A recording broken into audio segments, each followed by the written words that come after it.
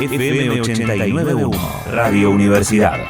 Aquí en Radio Universidad, y como lo prometimos, vamos a cruzar el charco, vamos a conocer la realidad de nuestro querido Uruguay. Vamos a hablar con Daniel Caggiani, es el diputado uruguayo del Movimiento de Participación Popular del Frente Amplio. Fue presidente del Parlasur hasta comienzos de este año, así que es un gusto para que también él nos cuente la realidad de Uruguay y charlar un ratito también de nuestra triste Latinoamérica, de lo que está sucediendo con el COVID-19. Daniel, buenas tardes, Gabriel te saluda.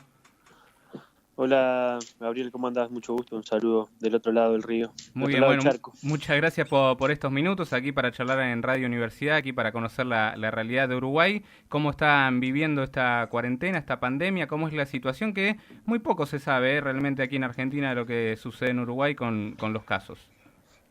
Sí, a ver, nosotros el día 13 de marzo, ya hace casi 2 meses y pico, se decretó la emergencia sanitaria aquí en Uruguay, a partir de 4 casos ingresados al Uruguay por vía aérea, sobre todo Italia y España. Y en realidad, si uno analiza la situación de Uruguay, es un poco diferente a lo que sucedió en Argentina. En Uruguay no se decretó la cuarentena obligatoria, sino que hubo un parate de las clases de primaria y secundaria. Hubieron también un parate de actividades públicas de mucha gente, y sobre todo se intentó exhortar a la población de que se pueda quedar en sus casas, también sobre todo a la población de riesgo, a los mayores de 65 años, a las personas que tenían algún tipo de enfermedad que podían también embromar esta situación del COVID. Y sin duda, desde ese momento hasta aquí han habido 859 casos positivos de más de las 30.000 muestras que se hicieron. En realidad había un muestreo muy acabado, es decir, un registro de las muestras muy pocas, es decir, eran menos de 500 casos por día se estudian. Uh-huh. Pero de todas maneras, aquí hay una discusión acerca de si puede haber, por un lado, un efecto positivo y que la población uruguaya se haya inoculado. Aquí en Uruguay es obligatorio una serie de vacunas, entre ellas una vacuna contra la BCG, que eso podría generar también algún tipo de, por lo menos, efecto menor en la posibilidad del contagio del virus, porque en realidad, sin duda, por ahora se ha mantenido, por lo menos no un contagio exponencial como se pensaba en algún momento. Sí ha ingresado algunos segmentos complicados, como los hogares de ancianos, los residenciales, como se le dice aquí, uh-huh, donde viene una serie de casos importantes, pero todavía se encuentra bastante controlado, y recién ahora hay una fase de expansión, sobre todo en los barrios más populares de Montevideo y en algunos departamentos del interior, pero todavía con un control y sobre todo con un uso de las instalaciones sanitarias, de los hospitales públicos y privados, y sobre todo de los centros de tratamiento intensivo, los CTI, bastante controlado. En realidad aquí en Uruguay, más o menos en estas fechas, por las propias enfermedades que tiene la población, respiratorias y coronarias también, generalmente hay un uso de casi el 50% de las camas de CTI, y hoy estamos más o menos en esos guarismos. Por tanto, en este momento estamos en una tensa calma y retomando también actividades desde el punto de vista más económico y también educativo, que sin duda también se está testeando para ver cómo eso después resulta en el nivel de contagio, que sin duda es importante. Sí, lo que se destaca, Daniel, es que podrían volver las clases, ¿no?, a partir de la semana que viene, en una exposición que quizás dé el presidente. Sí, aquí ya se habían empezado a por lo menos retomar las clases de manera voluntaria en las escuelas rurales del interior del país, sobre todo en las ciudades no capitales, en escuelas muy chiquitas que tienen algunos entre 8 y 10 alumnos, de manera irregular, es decir, cada 2 o 3 días podían empezar a asistir a clases. En Uruguay hay una red importante de conectividad a partir del desarrollo de la empresa pública Antel, que ha permitido tener fibra óptica casi el 80% del Uruguay, y bien, también se estableció un plan, que es el plan Ceibal, que es un plan que ustedes creo que también tuvieron uno parecido en gobiernos anteriores al macrismo, que tenía que ver con la posibilidad de que haya una computadora por niño. Sí, conectar Y igualdad. eso también Sí. ha permitido, ahí está, conectar igualdad, que se llama CEIBAL, que es una sigla que asimila la flor nacional del Uruguay, y que sin duda eso permite que por lo menos los niños, los gurises, como le decimos acá, estén conectados.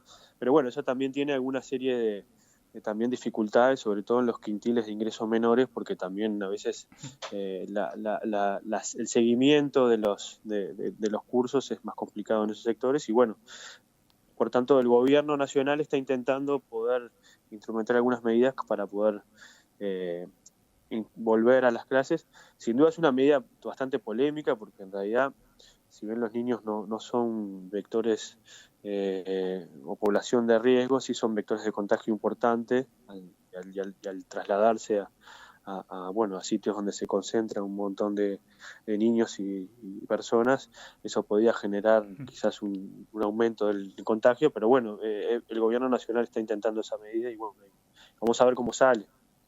Acá hay mucha también preocupación en ese sentido, pero bueno, es parte también de estas incertidumbres que tiene hoy la población nacional e internacional sobre este nuevo virus que ha atacado de manera por lo menos complicada al conjunto de la población del mundo. Sí, tremenda situación de todos, ¿no, Daniel? Y bueno, vos ya has sido presidente del Parla Sur, así que sos palabra autorizada también para analizar lo que vemos en Brasil. De hecho, hace un ratito hablamos de la renuncia del ministro de Salud, algo ya se veía vislumbrando. De hecho, hace 2 meses que había asumido. Y bueno, la barrera de los 200.000 casos que sigue pasando con un Bolsonaro que hace oído sordo, anda paseando ahí en jet ski, como que ignora la situación todavía. Sí, lo de Brasil es doblemente triste, porque en realidad enfrentan a 2 pandemias, la pandemia del COVID y a la pandemia de Bolsonaro, que es otra de las situaciones complejas que sin duda genera mucha preocupación de la situación del estado de la democracia y las instituciones brasileñas. Uno tiene claro que si esto estuviera sucediendo en cualquier otro país del Mercosur,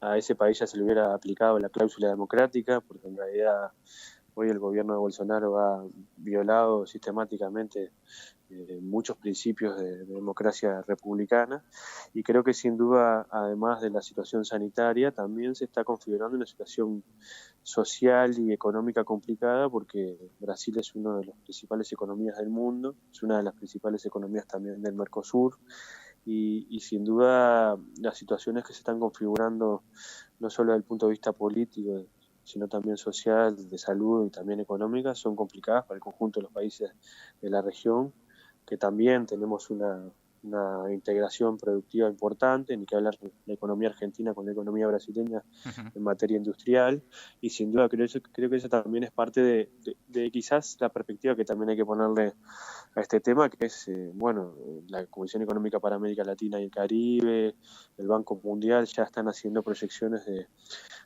las perspectivas de la economía mundial, y todos hablan de que en realidad este va a ser uno de los peores años en la historia de la economía mundial, peores que incluso que la crisis del 29, y hay un panorama bastante complicado, sobre todo de mucha recesión económica, que eso sin duda va a afectar a las economías periféricas independientes como las nuestras. Entonces creo que sin duda, por lo menos el panorama es complicado, y ni que hablar de ustedes que andan también en ese mismo momento negociando la deuda, que sin duda es uno de los principales problemáticas que tienen algunos países para su desarrollo, y creo que también eso es parte del debate político que está hoy en día, por lo menos en materia coyuntural. Por supuesto, Daniel, vos también como uruguayo sabés la realidad de nuestro país, has visto también las imágenes de lo que han sido los 4 años anteriores y de tratar de acomodar un poco el tablero, ¿no? En estos primeros 5 meses de nuevo gobierno. ¿Cómo se lo ve Alberto Fernández allí en Uruguay? Bueno, a mí me tocó ir a la asunción de Alberto como presidente del Parlasur. Cuando le fui a saludar, lo que le dije fue: espero que te vaya muy bien, porque la suerte de Argentina es la suerte también de la región, y creo que sin duda hoy Alberto Fernández tiene no solo el peso de gobernar a los más de 40 millones de argentinos, sino también construir un liderazgo regional como país, y como también como líder político regional, en función de esta situación regional que se está viviendo con las democracias, con la economía y con la sociedad. Y sin duda creo que los primeros meses, por lo menos he visto desde aquí, Creo que el liderazgo de Alberto Fernández se ha solidificado, ha generado sin duda por lo menos importantes movimientos, sobre todo poniendo adelante la salud de la gente por sobre algunas consideraciones desde el punto de vista económico, que creo que eso es importante. Y bueno, ahora le toca una tarea titánica que no es fácil, que es reconstruir Argentina y sobre todo tratar de, entre medio, renegociar una deuda que a todas luces es ilegítima, que sobre todo ha generado muchas condiciones embromadas para la sociedad argentina. Y bueno, además de la deuda financiera, también va a tener que lidiar con la deuda social que le dejó los más de 4 años de neoliberalismo macrista.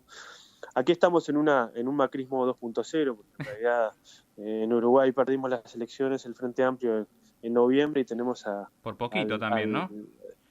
Por poquito, por 30.000 votos, pero como me dijo un argentino una vez, la derecha gana por un voto, pero gobierna como si hubiera ganado por 100%, o sea que sin duda estamos sufriendo también esas situaciones y hay una situación de ajuste estructural de la economía y también de los salarios y de los ingresos y de las políticas públicas que sin duda nos hace recordar a las peores épocas del macrismo, así que también queremos aprender mucho de ustedes para ver cómo podemos lograr enfrentar esta situación y sobre todo lograr construir destinos comunes y sobre todo que nos permitan a las grandes mayorías nacionales vivir un poco mejor, que sin duda es necesario y posible para nuestras sociedades. Sí, un Lacalle Pou que también mira de lo que pasa al otro lado de la cordillera, ¿no? También me imagino, hablando también de Piñera, también. Y otro de los temas, Daniel, ya que aprovechamos tu tiempo, lo que pasa en Venezuela, ¿no? Con estos mercenarios que están intentando ahí con Maduro. Sin duda, son momentos de mucha complicación.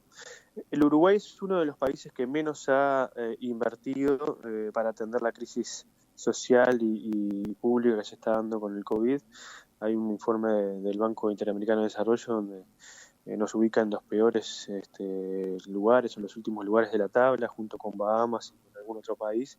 O sea que en realidad la forma de afrontar la crisis en Uruguay ha sido sangre, sudor y lágrimas, y hay sin duda por lo menos un contexto social que ha posibilitado que le decimos ollas populares, que se puedan generar muchas ollas populares para que la gente pueda comer, porque hay también situaciones donde en realidad hay más de 150.000 trabajadores que han quedado desempleados de un día para el otro, hay más de 300.000 personas que trabajaban en la economía informal que se han quedado sin ingresos también, y eso sin duda ha generado un panorama social y económico complejo y sin duda la solidaridad de movimientos sociales y de las organizaciones populares está cumpliendo un papel muy importante, y creo que también en este momento en América Latina hay gente que está aprovechando el momento para también avanzar en procesos de desestabilizaciones importantes, ni que hablar lo que está sucediendo en Venezuela, donde en realidad ha habido una incursión tercerizada de un gobierno, pero financiada por ellos, en realidad es financiada con recursos que le robaron al Estado venezolano. En realidad es parte de los recursos petroleros que le han bloqueado en las cuentas bancarias a Venezuela, y sin duda creo que hay una avanzada importante, pero no solo con Venezuela, sino también con Cuba, sí. Y creo que sin duda es momento también de tener mucha solidaridad, mucho compañerismo y sobre todo que los países que puedan, como en el caso de ustedes, también puedan construir liderazgos fuertes que nos permitan también tener un liderazgo regional que junto con México nos permita también recuperar la senda de crecimiento y la inclusión y sobre todo la solidaridad latinoamericana. Ojalá que volvamos a esa senda. Daniel, ya por último, agradecerte tu tiempo. ¿Cómo está trabajando allí la Cámara de Diputados, senadores aquí en Argentina? No sé si viste imágenes de lo que ha sido esta semana esta sesión virtual. Sí, estuve conversando con Jorge Tayana, que estuvimos también haciendo un encuentro virtual. Mirá, la Cámara de Representantes aquí en Uruguay, en principio estuvo también en un momento funcionando de manera virtual en algunas comisiones, pero ahora en esta nueva normalidad, como le dice el presidente, en Lacalle Pou estamos en funciones permanentes, con comisiones presenciales, y también el plenario de la Cámara funciona de manera permanente, así que estamos trabajando de manera presencial y bueno, sin duda también atendiendo estas situaciones de mucha complicación.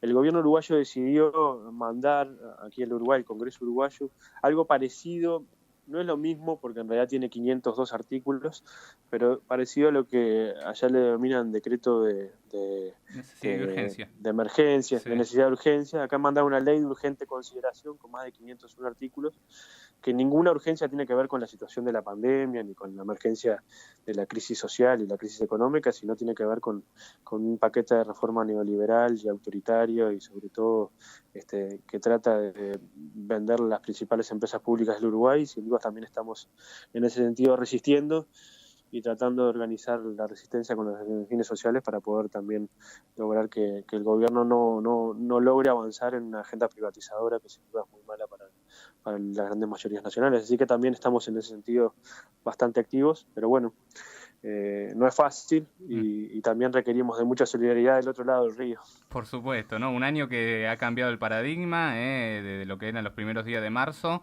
ha cambiado la agenda sin duda para todo el mundo, no solo Latinoamérica, sino el mundo con este COVID-19, que ojalá acomode un poquito las cosas poco a poco, ¿no? Sí, yo creo que también son momentos para repensar los objetivos de la política que piensan las grandes mayorías nacionales. También es necesario repensarse en sus prácticas y sobre todo tratar de construir posibilidades para que la gente pueda vivir mejor, tenga mejor calidad de vida y sobre todo haya proyectos colectivos que nos permitan avanzar. Sin duda son momentos complicados, son momentos difíciles, pero bueno, también de estos momentos a veces han salido grandes hazañas y grandes virtudes, y sin duda creo que es importante poder tomar estos momentos para eso. Y bueno, creo que hay también señales positivas en algún sentido. Hay sociedades que han logrado articular solidariamente una salida ante esta situación, y bueno, creo que sin duda el camino es por ahí: la solidaridad, la inclusión, la posibilidad de encontrar centros diversos y sobre todo tratar de construir caminos comunes para las grandes mayorías, y creo que eso es lo necesario en este momento. Por supuesto, es el deseo de todos. Daniel, te agradecemos este contacto aquí con Radio Universidad de La Matanza, y estaremos al habla para lo que necesiten allí en Uruguay también. Bueno, un saludo muy grande, y cuando podamos recuperar la conectividad, un día vamos a pasar por la universidad. Nunca estuve en La Matanza, estuve mucho en Buenos Aires, pero nunca en La Matanza. Sé que es uno de los barrios más importantes de Buenos Aires, así que algún día me gustaría conocerlo. Abrazo grande a ustedes y un saludo para toda la audiencia. Un abrazo grande y aquí te esperamos, Daniel. Abrazo grande. Hasta pronto. Ahí pasaba la palabra del diputado uruguayo del Movimiento de Participación Popular del Frente Amplio, Daniel Caggiani, con este panorama más que amplio, no solo de Uruguay, sino de toda Latinoamérica, a nivel economía, a nivel social y a nivel pandemia. Así que un gran análisis aquí en Radio Universidad. Desde la Universidad Nacional de La Matanza, Radio Universidad FM 89.1. Siempre cerca.